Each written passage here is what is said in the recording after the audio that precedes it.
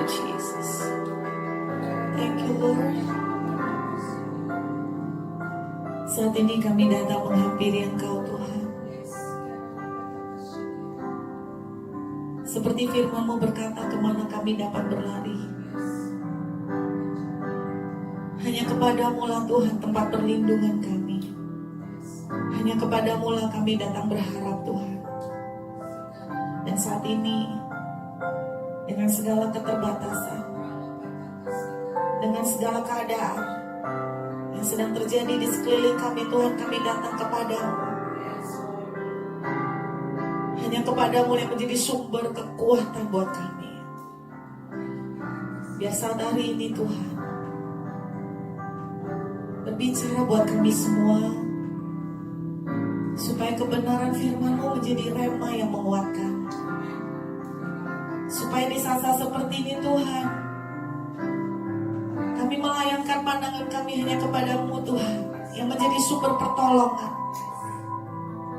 Karena itu tolong kami, Tuhan, saat hari ini. Mampukan kami untuk menangkap hati-Mu. Mampukan kami untuk menangkap kerinduan-Mu. Berbicara buat kami semua, Tuhan. Kami siap. Segala kemuliaan, hormat, dan pujian hanya buat nama Tuhan Yesus sampai selama-lamanya. Haleluya. Amin. Puji Tuhan. Saudara, saya mengucap syukur pada kesempatan hari ini. Kita masih diberi kesempatan untuk bisa beribadah, ya. Saya tahu sekeliling kita semua sedang mengalami yang namanya roh ketakutan sedang melanda seluruh dunia. Bukan hanya di Australia, bukan hanya di Perth, seluruh dunia. Beberapa hari ini, saya terus terang juga saya sempat memikirkan bagaimana keluarga saya yang ada di Indonesia. Saya melihat dan membaca berita rating penderita corona semakin lama semakin nambah. Dan saya memikirkan bagaimana dengan keluarga, bagaimana dengan saudara-saudara dan teman-teman yang di Indonesia. Saya percaya semua kita nggak ada yang kebal dari rasa yang namanya takut dan khawatir. Sebuah pertanyaan yang selalu ditanyakan oleh keluarga saya, anak-anak saya adalah sampai kapan? Mereka mungkin berpikir bahwa mamanya bisa tanya sama Tuhan sampai kapan. Tapi kadang-kadang Tuhan itu kan dia tidak jawab sampai kapan. Nah, pada saat ini ada satu kebenaran firman Tuhan yang saya ingin sharingkan. Dan mudah-mudahan ini bisa menjadi kekuatan, ya, buat kita semua menjalani masa-masa ini. Apalagi saya percaya saudara kita semua sedang mulai masuk di dalam masa-masa kita di lockdown, kita di karantina, apapun istilahnya. Saya percaya ini pun tidak ada yang kebetulan. Saya sangat yakin Roma 8 ayat 28, Allah turut bekerja dalam semuanya, termasuk yang buruk sekalipun. Jadi kalau Tuhan mengizinkan kita mengalami seperti ini, ada seorang anak muda yang mengeluh. Dia bilang begini, mau tidak mau graduationnya dia juga tertunda. Semua impian-impian yang mau dia kejar dalam studinya semuanya juga jadi terpending. Dan semua bertanya masa depan kita seperti apa. Saya tidak tahu, saudara. Saya sendiri juga nggak tahu bagaimana dengan keluarga saya ke depan, bagaimana dengan rencana-rencana yang sudah kita atur. Saya juga nggak ngerti. Tapi mungkin izinkan saya pagi hari ini menyampaikan satu kebenaran firman yang mungkin boleh menjadi kekuatan buat kita semua di tengah-tengah masa karantina. Kita akan membuka dalam Kejadian pasal 2. Kalau saudara suka dengan judul khotbah, maka judul khotbah saya hari ini adalah Blessing in the Resting Place. Jadi berkat di tempat peristirahatan. Kejadian pasal yang kedua, kita lihat dari ayat yang kedua. Ketika Allah pada hari ke-7 telah menyelesaikan pekerjaan yang dibuatnya itu, berhentilah ia pada hari ketujuh dari segala pekerjaan yang telah dibuatnya itu. Ini kita udah tahu saudara, hari Sabtu sampai dengan hari ke-6 Tuhan bekerja, menciptakan segala alam semesta dan seisinya. Lalu ada yang unik dari hari ketujuh ini saudara, yaitu hari di mana Tuhan justru berhenti. Kita lihat dari ayat yang ke-3. Lalu Allah memberkati hari ketujuh itu dan menguduskannya. Karena, aneh ini saudara, karena pada hari itulah ia berhenti dari segala pekerjaan penciptaan yang telah dibuatnya itu. Ayat ini aneh. Tuhan memberkati hari ketujuh karena dia berhenti pada hari itu. Logika kita nih saudara, logika kita nih, berkat itu datang kalau kita kerja. Tapi lucunya ayat ini, Tuhan justru memberkati hari ketujuh karena hari ketujuh dia berhenti dari pekerjaannya. Tuhan beristirahat. Kalau saudara perhatikan ayat awal-awal, selama hari pertama sampai hari ke-6, tidak pernah loh Tuhan melepaskan blessing secara khusus untuk hari ke-1 sampai hari ke-6. Nggak ada. Tapi khusus hari ke-7, ini seakan-akan begini. Saya melihat terjemahnya seakan-akan Tuhan itu melepaskan semua blessingnya keluar untuk dilepaskan pada hari yang ke-7 itu. Jadi hari ke-7 ini hari di mana Tuhan melepaskan semua berkatnya, melepaskan semua kuasanya, melepaskan semua yang terbaik yang dia miliki, dia lepaskan pada hari ke-7. Hari pertama sampai 6, paling cuman, kalau saudara baca komentarnya cuman begini. Lalu Tuhan melihat semuanya itu baik. Hari 1 sampai 6 baik. Tapi hari 7 menurut saya spesial. Tuhan tidak bilang hari ke-7 baik. Tapi Tuhan tidak banyak ngomong, langsung begini. Allah memberkati hari ke-7. Ada something yang spesial saudara pada hari ke-7. Tuhan melepaskan semua kekuatannya, powernya, dunamosnya. Dunamosnya itu berarti segala kekuatan yang terbesar yang Tuhan punya, Tuhan lepaskan, Tuhan berkati hari ke-7. Hari ke-7 itu apa sih saudara? Hari Sabat, kita menyebutnya hari Sabat. Sebetulnya hari Sabat itu apa? Saya melihat terjemahan arti kata Sabat. Sabat itu artinya berhenti bekerja. Sabat itu artinya berhenti bekerja. Sabat itu artinya rest atau istirahat. Di ayat ini jelas ditunjukkan pada waktu kita ini istirahat, ternyata Tuhan itu melepaskan berkat. Saudara, rupanya waktu hari istirahat, di kebanyakan logika kita, orang itu dapat berkatnya waktu kerja. Tapi di Alkitab unik. Saudara tahu nggak, kadang-kadang Tuhan harus memaksa anaknya istirahat. Contohnya Adam kerja terus cari jodoh, nggak dapat. Kapan dia dapat? Tuhan bikin Adam tidur, istirahat. Setelah itu baru muncul Hawa. Contoh yang lain saudara, orang-orang Israel dibuang ke pembuangan di Babylon. Nah, kenapa? Karena firman Tuhan menuliskan begini, karena kamu mengabaikan hari-hari Sabatmu. Jadi Tuhan membuang orang Israel ke Babylon karena mereka selama ini mengabaikan hari Sabat. Mereka nggak pernah Sabat. Itu sebabnya Tuhan buang mereka di Babylon supaya mau tidak mau akhirnya mereka Sabat, istirahat.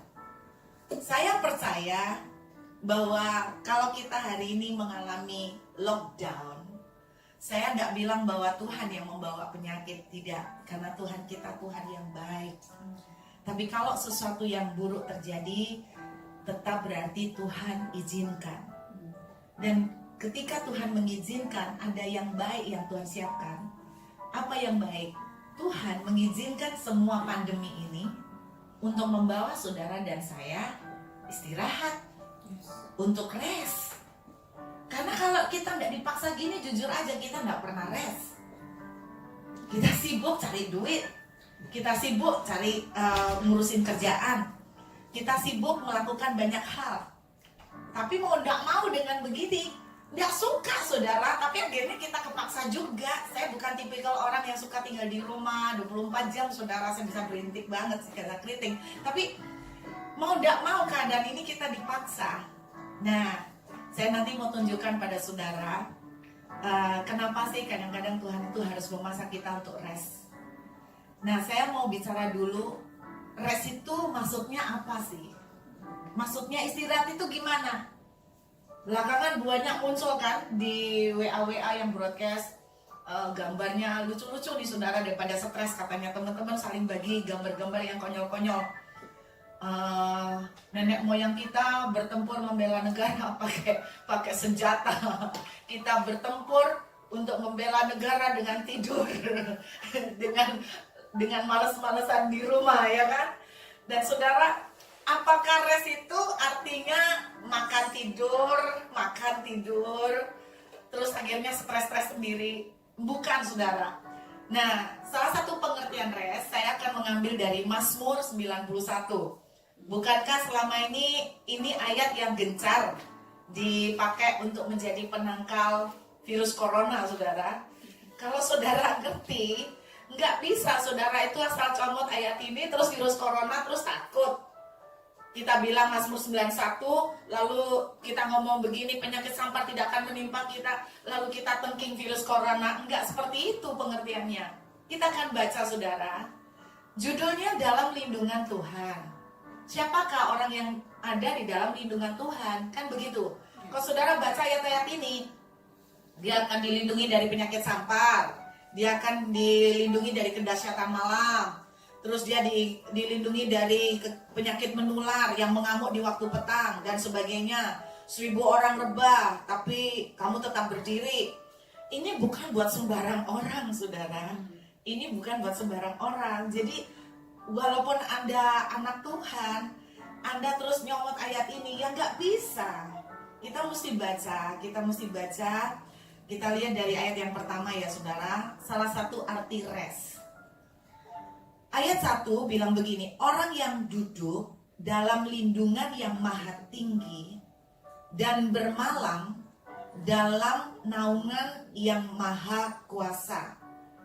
Dan seterusnya, saya tidak akan membaca blessing dari seterusnya. Saudara sudah pasti banyak yang mengutip ayat-ayat ini belakangan ini.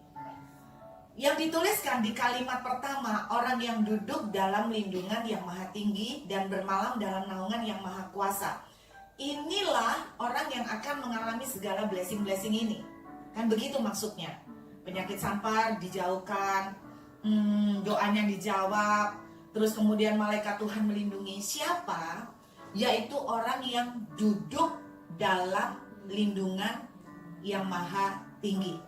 Arti kata duduk dalam bahasa Ibraninya itu pakai kata yashab. Nah, yashab itu saudara, itu dari 3 huruf Ibrani, yaitu artinya 3 huruf Ibrani ini adalah yod, sin, bet. Kalau saya artikan satu-satu ya, yod itu artinya tangan tertutup begini, habis kerja. Jadi habis kerja ya tangan gini. Itu arti yod. Salah satu arti yod. Sin itu artinya mengkonsum, menikmati. Itu artinya sin, mengkonsum. Dan arti sin juga punya pengertian El Shaddai. Sedangkan bet, saudara banyak yang tahu arti kata bet adalah rumah. Artinya orang yang duduk dalam lindungan, orang yang duduk itu artinya begini. Kita benar-benar tinggal dalam kemesraan dengan El Shaddai. Kita lipat tangan itu artinya kita nggak menyibukkan dengan apapun. Kita hanya consume, menikmati El Shaddai. Bahasa lainnya bermesraan dengan Tuhan. Bermesraan dengan Tuhan. Jadi saudara dan saya tidak pernah bermesraan dengan Tuhan. Terus kita ngutip ayat ini main tengking, sama virus, terus berani keluar kemana-mana, terus kita bilang virus nggak akan kena sama orang yang anak-anak Tuhan. Oh, siapa? Buktinya juga banyak anak Tuhan yang meninggal juga. Intinya orang yang duduk itu tinggal istilahnya rest in the intimacy with the El Shaddai. Jadi tinggal dalam kemesraan dengan El Shaddai. Jadi saudara, salah satu pengertian dari istirahat adalah ini waktunya saudara dan saya bergaul lebih mesra lagi dengan Tuhan. Ini waktunya kita intim dengan Tuhan, saudara. Tinggal dalam penyembahan, tinggal dalam hadirat Tuhan, baca Alkitab. Saudara, hadirat Tuhan ada di mana-mana. Kita bisa merasakan hadirat Tuhan di dapur, bahkan di toilet sekalipun. Karena Tuhan bilang, aku Immanuel, Allah Maha Hadir. Jadi hadirat Tuhan tidak datang karena musik. Jadi saudara jangan berkata karena tidak ada musik di rumah, dan saudara tidak bisa nyanyi, tidak bisa main musik, lalu Tuhan tidak hadir. Dia Tuhan Immanuel, aku tinggal di dalam kamu. Dia selalu bersama kita. Hampiri Tuhan.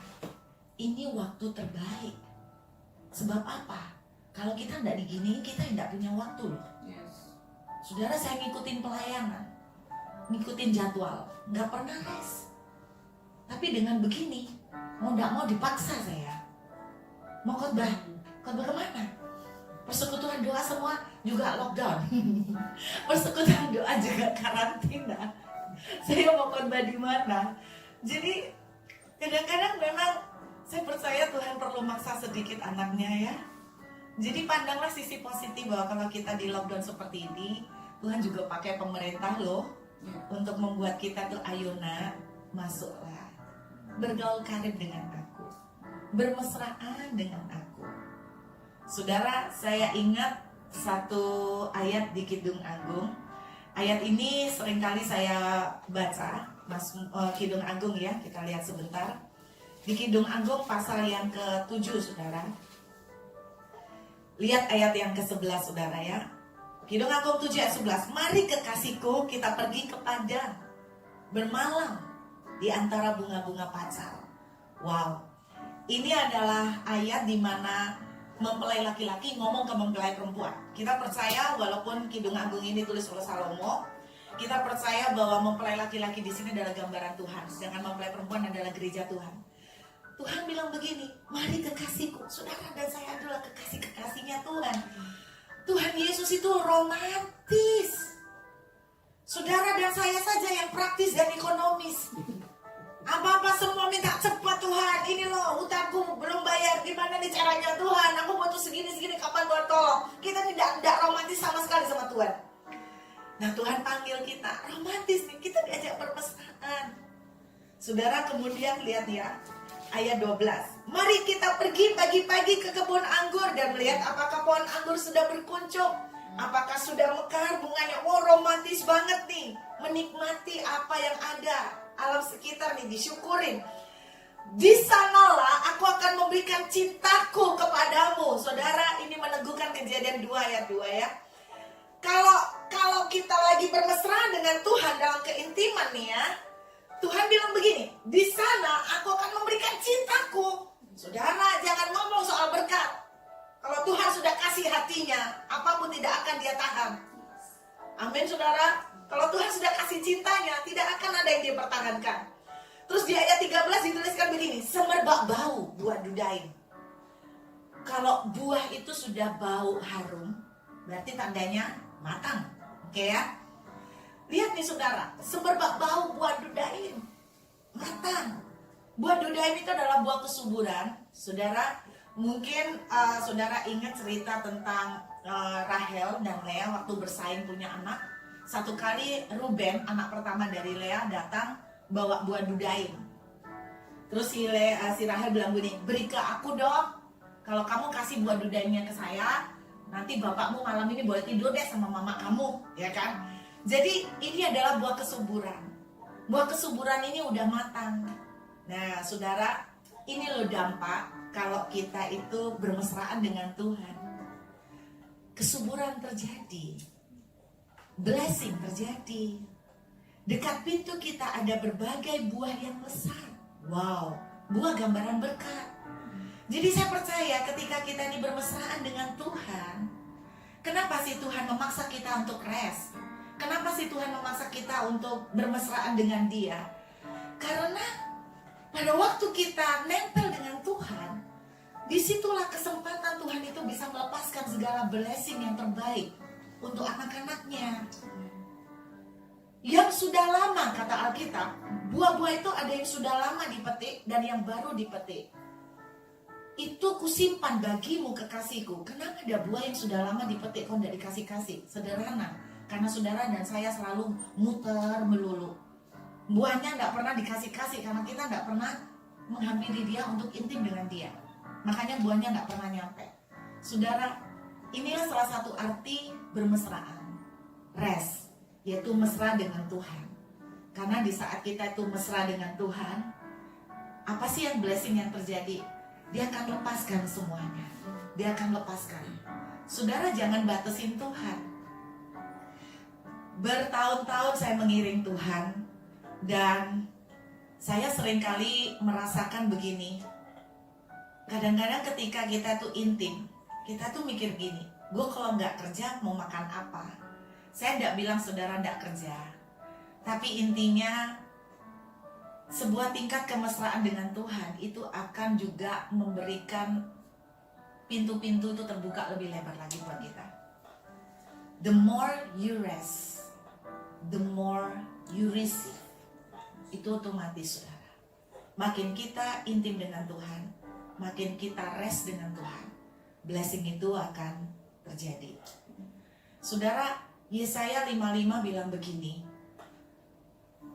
jangan kamu belanjakan uangmu untuk sesuatu yang tidak mengenyangkan, tetapi dengarkan aku maka kamu akan hidup. Saudara, saya melihat cara orang-orang selama ini mengisi waktu karantina. Saudara tahu, makan, tidur, apalagi nonton Netflix, drama Korea, dari pagi sampai pagi. Yang sedikit kreatif melukis, yang sedikit kreatif masak. Tadinya enggak masak, sekarang akhirnya belajar masak karena enggak ada yang dikerjain. Tadinya enggak pernah bikin kue, sekarang bikin kue karena nganggur. Itu masih positif, saudara. Tapi yang sering banyak kita lakukan, kita ini terutama anak-anak youth ini ya, apa sih? Stalking artis, ngeliatin kehidupannya artis. Saudara, kita kalau mau jujur, waktu kita stalking kehidupan artis, mereka tidak bangun kita loh. Kita tidak dapat apa-apa. Betul enggak? Tapi kita berjam-jam rela habisin waktu untuk stalking kehidupan artis. Buat apa? Saudara, makanlah sesuatu yang mengenyangkan. Yaitu apa? Kalau engkau dengan Tuhan, engkau akan menikmati sajian yang lezat. Amin. Jadi pada hari ini, kalau kita diizinkan Tuhan mengalami karantina, yuk kita bangun keintiman dengan Tuhan. Matius 6 ayat 33 bilang begini, cari dulu kerajaan Allah, semuanya akan ditambahkan. Masa sih Bapak Ibu, kalau kita nih benar-benar cari kerajaan Allah, masa sih tidak ada pertolongan dan penyediaan yang Tuhan akan kasih? Saya tahu kita semua worried, kita semua khawatir, nanti gimana, nanti makannya gimana, ini mesti nyetok atau gimana. Tapi yang mau nyetok juga kekurangan dana juga gimana, duitnya tidak punya untuk belanja dan sebagainya. Tapi saya mau bilang begini, ajaib memang. Pada waktu kita, menurut Matius 6 ayat 33, kalau kamu mencari kerajaan Allah, semuanya akan disediakan bagimu. Termasuk toilet paper. Masuk. Tuhan bisa mendandani bunga bakung, terus kasih makan burung di udara. Masa nggak bisa nyediain toilet paper kalau pas kepepet? Betul kan? Tuhan loh, Petrus butuh uang buat bayar pajak, Tuhan datengin koin di mulut ikan. Padahal Petrus nggak menjalaikan, ya kan? Saat itu nggak menjalaikan. Jadi artinya pekerjaan dia mungkin tidak menghasilkan, tapi Tuhan bisa datangkan koin dari mulut satu ikan. Saudara jangan batasin Tuhan. Tapi bagian saudara, yuk kita belajar rest, belajar bermesraan dengan Tuhan. Saudara, saya kemarin ngobrol sama suami soal Nabi Nuh nih. Saya belajar ternyata Nabi Nuh itu di lockdown 9 bulan lebih loh. Terus saya tuh cuma bayangin gini, Nabi Nuh ngapain ya? Kan gak ada internet, gak ada WA, itu nambah lebih susah loh. Terus gak ada walkie-talkie ya, ngomongin sama dunia luar gimana. Terus gak ada Netflix loh, terus gak ada drama Korea loh.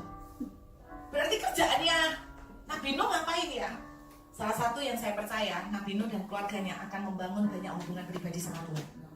Mereka akan banyak bikin mesbah, mau gak mau. Apalagi dengar hujan 40 hari, Anda bayangin ya di dalam kapal, terus tiap hari dengar petir badai, kan serem-serem gimana gitu loh, ngeri-ngeri enak gitu kan ya, ngeri-ngeri enaknya itu, jadi orang ngeri, aduh serem sekali, apa yang terjadi di luar gak bisa lihat apa-apa. Saudara, saya percaya itu membuat mereka makin geduh sama Tuhan ya, makin satu keluarga gandeng tangan, nyembahnya tambah kencang, nyembahnya tambah banter saudara. Saya percaya itu yang mereka lakukan loh. Nah kita kan enggak, kita karantina kita ini lucu, kita ini nonton drama sampai kayak gitu. Aduh sayang saudara, karena sorry, drama-drama kayak gitu kan enggak membangun kita, ya enggak memberkati kita, ya enggak bakalan ngirim toilet paper ke kita kan. Jadi artinya yuk kita bangun kemesraan dengan Tuhan, keintiman dengan Tuhan. Ini waktunya saudara ya. Lalu yang kedua, pengertian rest. Saya mau membaca dari Mazmur 127 sekarang. Kita akan buka Mazmur 127. Saya berdoa kita setelah ini bisa menikmati masa-masa istirahat kita dan tidak stres saudara ya. Karena mulai banyak orang juga stres karena terlalu nganggur. Mazmur 127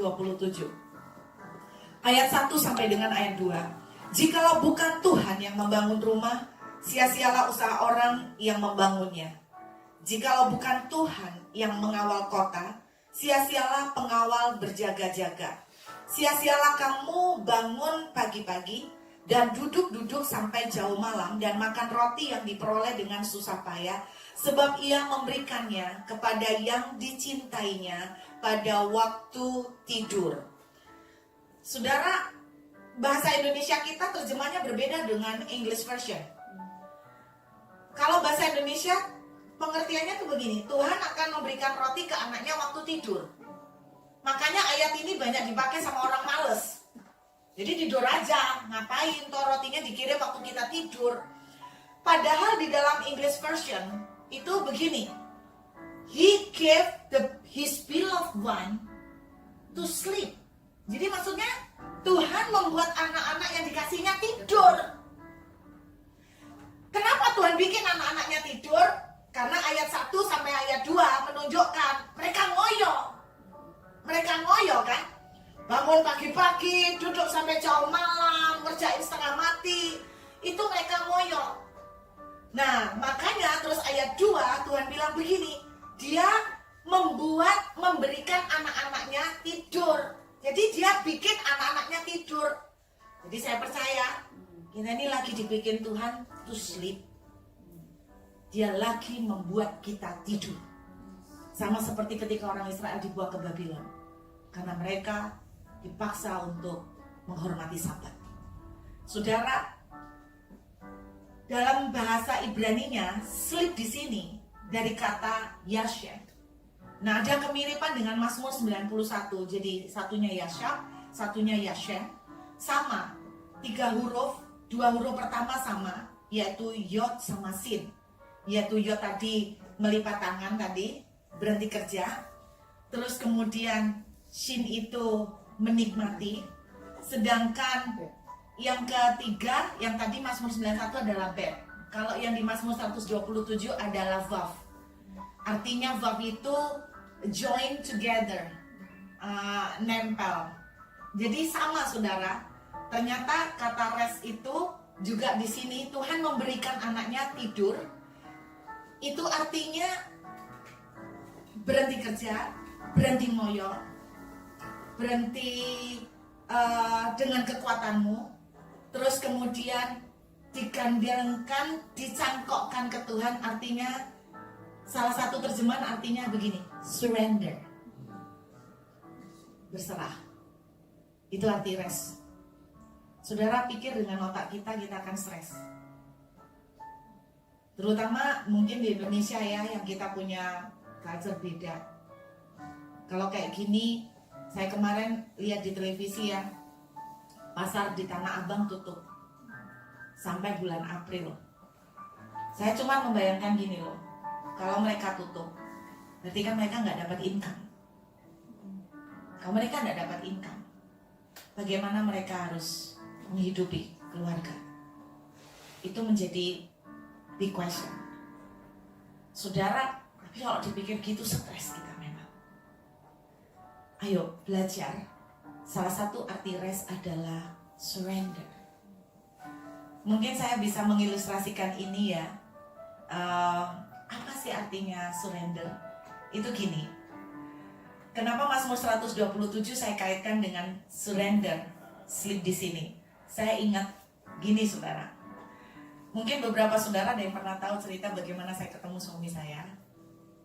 Suami saya dulu tuh banyak sekali yang naksir, tapi dia tidak pernah tertarik sama sekali dengan untuk pacaran.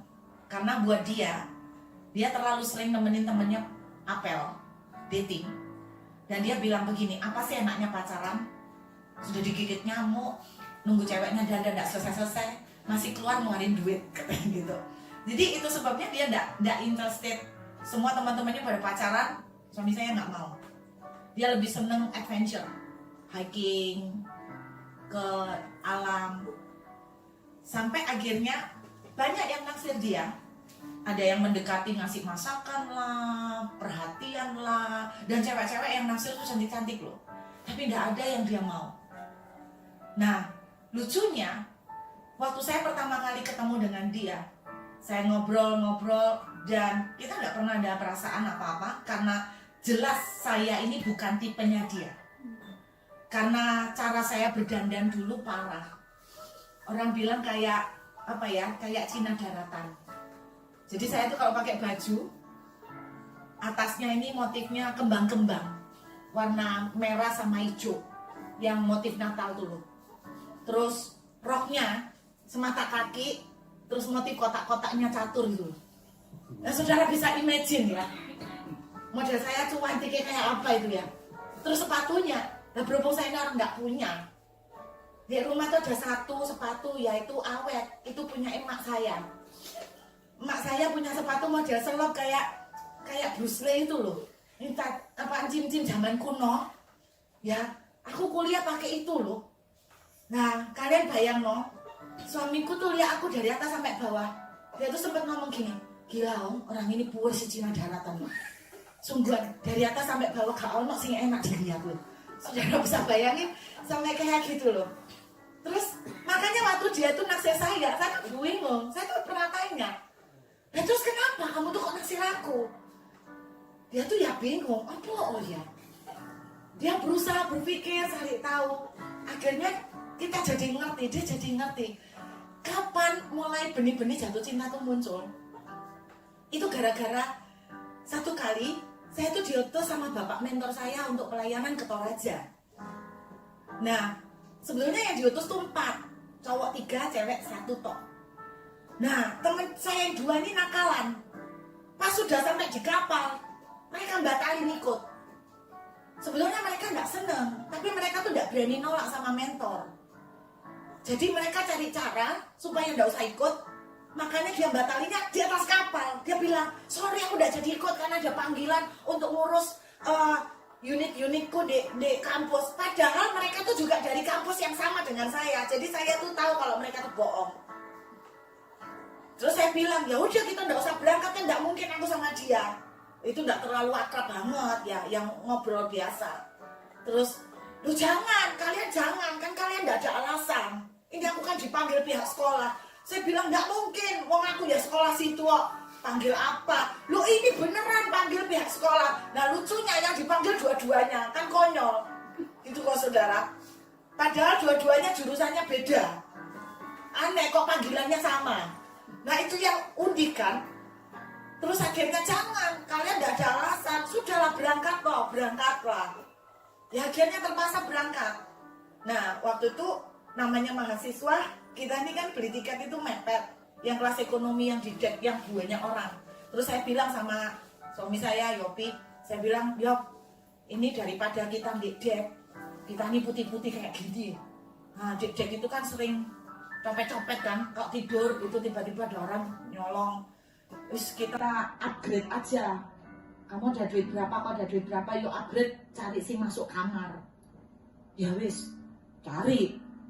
Lah berhubung mepet, gak ada, cuma tersisa satu kamar. Itu pun kamar cowok. Isinya udah terisi 3, pas kurang 2. Terus orang kapalnya bilang gini, saya gak masalah mbak, tapi mbak mesti tanya bapak-bapak itu keberatan gak kemasukan cewek. Saya emosi. Bapak harusnya tanya saya keberatan gak dimasukin ke cowok-cowok. Kok bapak tanya cowok-cowok keberatan gak dimasukin cewek? Dimana-mana dari dulu ceritanya perawan diserang penyamun pak. Ya kan, gimana bapak ini? Tapi ya berhubung gak ada pilihan, kepepet saya yang foto. Ya akhirnya tak ambil juga. Ya ranjangnya susun. Suami saya, dia bilang, kamu di bawah deh, saya di atas. Ya. Nah malam-malam itu loh jam 1. Ya kebelet pipis. Ya turun dari ranjang, terus kebelet pipis, terus dia menjadi frozen saudara. Karena melihat pemandangan, melihat satu penglihatan. Dia lihat saya tidur. Dan namanya orang tidur mana bisa diatur saudara. Lah ya saya capek toh. Lah saya ini kalau tidur ternyata kalau capek gini saudara. Nah, lah kan mana bisa diatur. Loh saudara, Miss Universe pun kalau tidur mana bisa diatur, mana bisa tidur cantik ini saudara. Nah, ya itu kan mungkin bertahan menit pertama, setelah dalam pulas ya lupa lagi ya toh. Lalu saya ngomong gini saudara, rupanya suami saya nggak tahu kenapa dia tuh cerita, aku tuh lihat kamu kayak gitu, aku tuh bisa kayak nggak bisa gerak loh.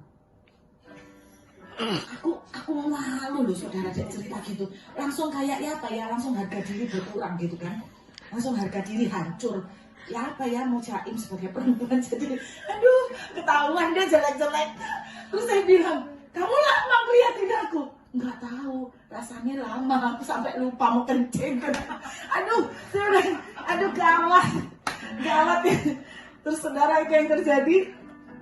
Nah terus dia tuh anehnya gara-gara itu, terus sama kita di Toraja dia mulai aneh, perhatian, kayak berusaha melindungi, berusaha kayak menjaga saya. Rupanya kasihan. Rupanya orang Mowo itu menimbulkan belas kasihan. Amin saudara. Itu loh arti kata res. Orang res itu lah apa ya, nggak ada defense, nggak ada tameng apa-apa, sudah total surrender, pasrah. Orang paling rawan diserang adalah orang yang lagi tidur, lagi rest. Saudara, itu artinya pasrah. Sudah pasrah. Mau ya apa? Kita pikirin juga stres percuma kan? Pasrah. Oh enggak, kebetulan loh itu. Tuhan itu ngatur. Saya tuh kalau enggak gitu enggak dapat suami. Saudara, ternyata dapat suami ganteng. Padahal saya ini susah laku. Untuk suami ganteng kayak gitu tuh mujizat. Anda tahu dapatnya kapan? Ketika surrender.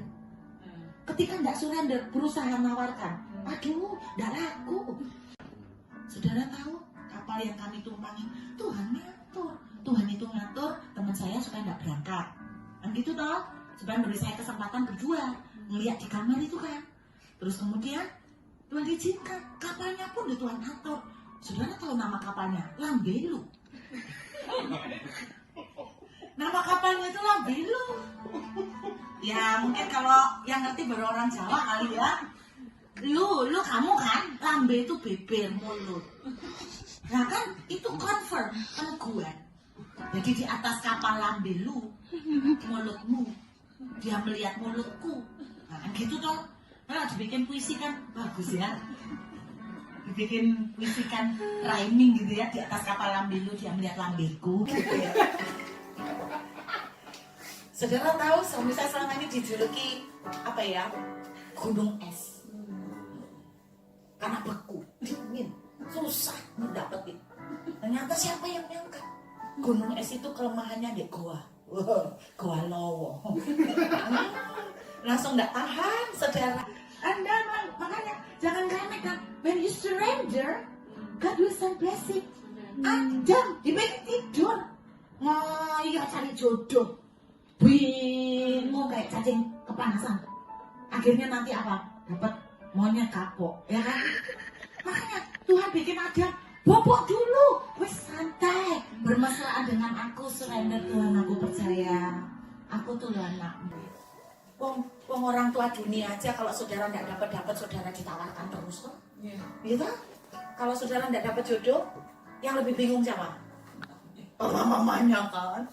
Saudara kan anaknya Tuhan, masa Tuhan tidak bingung? Benar nggak? Burung di udara aja dia pelihara kok. Surrender saudara. Adam dibuat rest dulu supaya Hawa bisa dikirimkan. Apalagi Mazmur 23.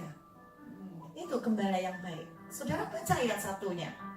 Ayat 2. Engkau membaringkan aku di padang yang berumput hijau. Tapi dibaringkan dulu.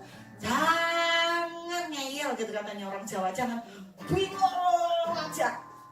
Dibaringkan dulu. Perhatikan setiap kali Yesus mau melakukan mujizat, Yesus menyuruh dulu untuk tenang. Waktu badai terjadi, Yesus bilang apa? Tenanglah, ini aku, jangan takut. Hari ini Tuhan bicara, tenanglah, aku ada bersamamu. Jangan takut. Engkau tidak mampu melihat satu hari ke depan, tapi aku sanggup melihat bahkan sampai ke ujung dunia. Kalau hari ini saudara dan saya sudah tidak mampu, mari kita bangun untuk bermesraan dengan Tuhan dan surrender, berserah. Kemarin beberapa hari lalu ada seorang wanita yang kesaksian. Saya mau menyomot kata-kata yang dia pakai, bagus banget. Sebetulnya saya takut kurang ajar sih pakai kata ini ya. Dia bilang begini, waktu itu dia bingung cari toilet paper. Dia bingung cari kemana-mana, katanya suruh standby pagi-pagi, sudah di standby pagi-pagi juga masih belum dapat. Katanya mesti jam segini harus antri, akhirnya tetap juga nggak dapat. Akhirnya dia cuma surrender. Dia bilang begini, Tuhan, burung di udara lo Tuhan pelihara. Masa sih Tuhan nggak bisa kasih toilet paper? Sanggup lah. Tiba-tiba dia itu ketemu teman. Waktu ketemu teman, tiba-tiba temennya ini bilang gini, aku ini punya banyak toilet paper, banyak kebanyakan. Kamu tak kasih ya? Dia bilang begini, ketika saya surrender, saya tidak pernah menyangka bahwa Tuhan bisa kirim orang untuk kasih toilet paper. Itu seperti Elia yang dikirim Tuhan untuk kasih, burung gagak yang dikirim Tuhan ke Elia untuk kasih Elia makan, ini dikasih toilet paper. Lalu dia ngomong begini, sebuah perkataan. Sebetulnya pada waktu kita itu tidak mampu, Tuhan itu senang. Kenapa? Karena itu kesempatan Tuhan buat show off. Kata show off ini sebetulnya kayak pamer ya, tapi mungkin kalau tepatnya gini, ketika dalam kondisi seperti ini saatnya Tuhan pengen demonstrasikan kekuatannya. Tuhan izinkan kerjaan kita nggak bisa kita harapkan. Tuhan izinkan kita nggak bisa ngapa-ngapain. Ini kesempatan Tuhan mau show off, mau demonstrasikan kekuatan dan kuasanya. Saudara, ayo kita manfaatkan saat-saat rest ini, bergaul karib dengan Tuhan. Surrender, surrender, serahkan, jalani aja apa yang ada, dinikmati dengan syukur. Saya tidak tahu bagaimana dan sampai kapan, tapi saya tahu satu hal, Dia Immanuel. Dia akan menolong, menyertai kita, asal kita datang berharap kepadanya, melekat dengan Dia. Yuk kita menghampiri Tuhan, saudara. Yesus pegang erat tanganku.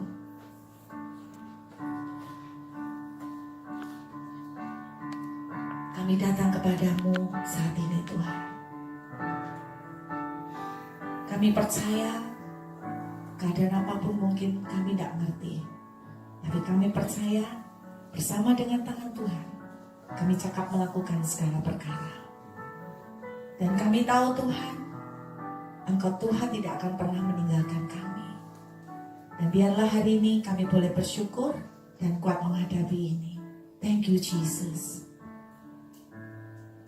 Yesus pegang erat tanganku, ku tak dapat hidup di luar kasih-Mu, Bapa. Jangan tinggalkan aku, Engkau alasan. Biar lagu ini akan menjadi doa kita pada hari ini, saudara. Tetap kuatkan dan teguhkan hatimu, katakan dengan iman. Yesus pegang erat tanganku.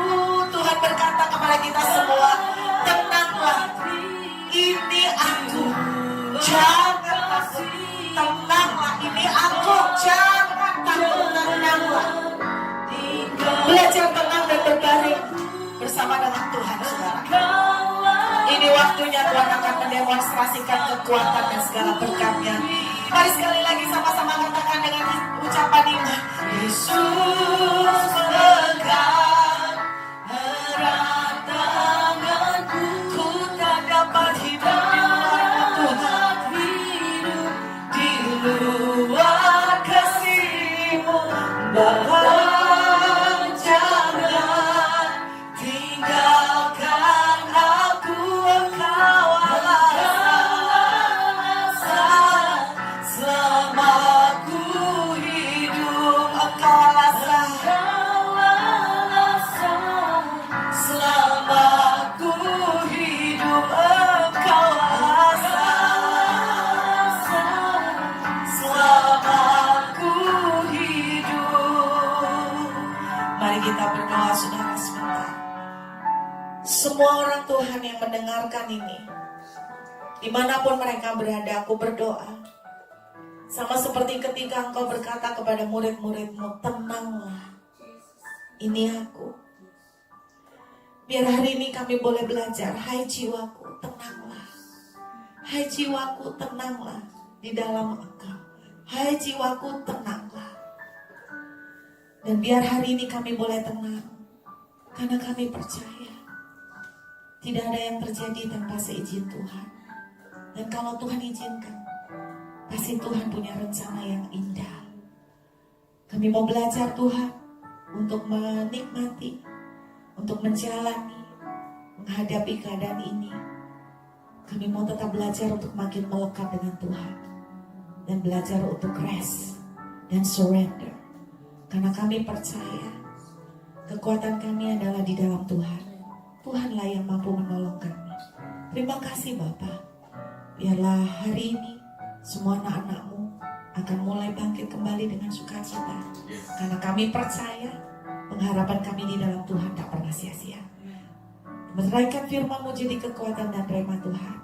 Segala kemuliaan, hormat dan pujian hanya buat nama Tuhan sampai selama-lamanya. Dalam nama Yesus aku memintakan berkat-Mu Tuhan. Diberkatilah semua anak-anak-Mu, semua anak-anak Tuhan yang mendengarkan ini. Kiranya tangan Tuhan turun atas mereka semua. Berkat kekuatan, berkat ketenangan dan damai sejahtera turun atas kami semua. Kami mau belajar untuk berjalan dengan Tuhan. Kami mau belajar untuk terus melekat dengan Tuhan. Dan aku berdoa biarlah berkat kekuatan, berkat favor, kemurahan Tuhan turun berlimpah atas kami semua. Mulai hari ini sampai selama-lamanya. Di dalam nama Tuhan Yesus. Haleluya. Amin. Tuhan memberkati saudara.